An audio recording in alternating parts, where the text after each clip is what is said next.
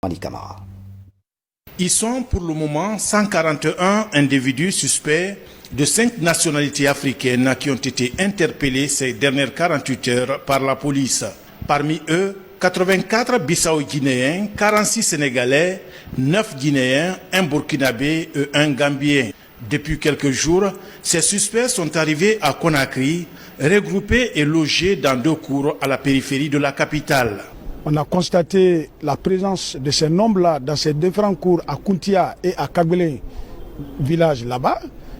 Et nous avons procédé à leur arrestation. Des jeunes braves valides comme ça, qui se retrouvent en Guinée et en ces moments-là. Vous avez remarqué, il n'y a pas de filles dedans. C'est des jeunes entre 15, maximum 20, 19, 18 ans, etc. Ils sont très très jeunes. Tous regroupés dans 2 cours.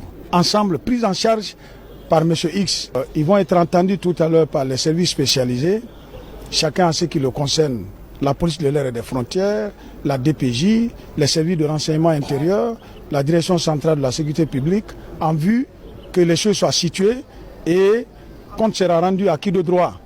Sur les raisons de leur présence en Guinée et leur regroupement à 2 endroits, chacun des suspects a sa version des faits. Suite à un dépôt de dossier, à travers un ami qui m'a demandé de déposer un dossier parce qu'il y a une entreprise nommée Siemens. Et je lui ai demandé de m'envoyer le site de cette entreprise. 10 jours environ, quelqu'un m'a appelé avec numéro de Guinée disant qu'il est le gestionnaire. Donc j'ai un entretien le 18 octobre, j'ai un entretien. Donc ce qui m'a fait quitter Sénégal le 15 du moins, et mardi 15 pour arriver ici le 17.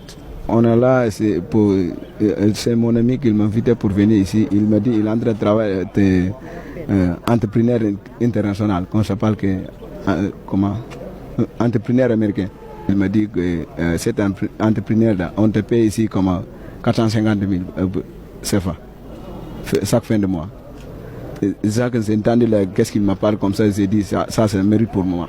Parce qu'en Afrique, ici, personne qui va payer 450 000 fin de mois, ça suffit. Ce jeune Guinéen qui se dit agent de CUNET, après hésitation, confirme avoir loué et payé 4 mois d'avance pour l'hébergement de ces 141 suspects. Ils m'ont donné l'argent, les responsables m'ont donné l'argent. La façon dont les 4 mois d'avance ont été payés, quand les gens viennent, ceux qui sont venus, avant même moi mon arrivée, ceux qui sont restés après leur inscription, c'est ceux qu'ils ont gardé lorsque je suis venu. Quand je suis venu, ils ont dit ok, il faut aider les gens là à prendre la maison pour eux. Et c'est comme ça. Mais ce n'est pas moi qui ai payé l'argent, soit ce n'est pas vraiment que moi-même je suis leur responsable. En attendant de voir clair dans ce dossier, les auditions des suspects se poursuivent.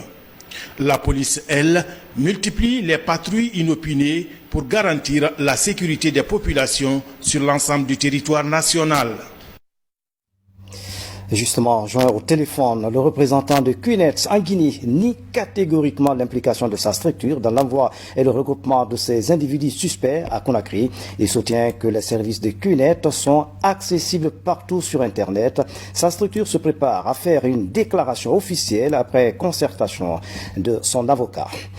Face justement à cette situation inquiétante, la police nationale a fait une déclaration officielle dont voici la teneur. Communiqué du ministère de la Sécurité et de la Protection civile. Les mardis 22, mercredi 23 octobre, une descente de police a permis de découvrir et d'interpeller respectivement 54 et 84 sujets étrangers, africains et guinéens, soit 141 individus confinés dans des concessions aux périphéries de Conakry, précisément à Kagbelin dans la commune urbaine de Doubreka et à Kountia dans la préfecture de Koya. Parmi les 141 interpellés, il y a 84 Bissagais, 46 Sénégalais, 9 Guinéens, un Burkinabé et un Gambien. Aussitôt, Monsieur le procureur général a été informé qu'il a ordonné l'ouverture d'une enquête. Les premières auditions menées par les officiers de police judiciaire révèlent une présence insolite et suspecte. Cette opération prouve à suffisance la récurrence d'infiltration de corps étrangers, tant à Conakry que dans les grandes villes de l'intérieur.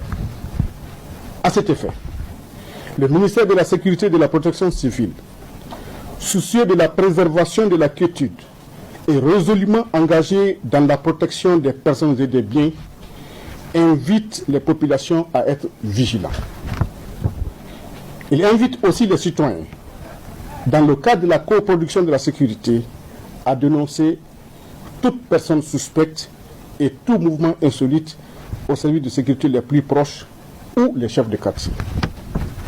Des instructions fermes sont données à l'ensemble des services de sécurité pour traiter d'éventuels cas de dénonciation avec rapidité et professionnalisme, le tout caractérisé dans une